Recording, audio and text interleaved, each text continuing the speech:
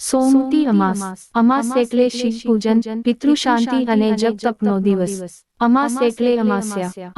એટલે અમે અને વસ્યા એટલે વસનાર, સાથે વસનાર. આ દિવસે સૂર્ય અને ચંદ્ર સાથે વસે છે. અમાસ કયા વારે આવે છે તે મુજબ તેની ઓળખ પણ થતી હોય છે, જેમ કે સોમવારની અમાસ સોમતી અમાસ અને બુધવારની અમાસ બુધવારી અમાસ વગેરે. અમાસને દિવસે શિવ પૂજનનો ઘણો મહિમા છે. આ દિવસે શિવ જપ, મહામૃત્યુંજય જપ, શિવ મહિમ્ન સ્તોત્ર, શિવ કવચ અને રુદ્રી પાઠ વિશેષ થતા હોય છે. શિવ મંદિરમાં જળ અભિષેક, ગાયના દૂધ વડે અભિષેક કે પંચામૃત દ્વારા અભિષેક થતા હોય છે. આ દિવસે શિવ પૂજન અને પિતૃ કૃપાનો ઉત્તમ દિવસ ગણવામાં આવે છે. આ દિવસે પીપળા પૂજન પણ કરવામાં આવે છે.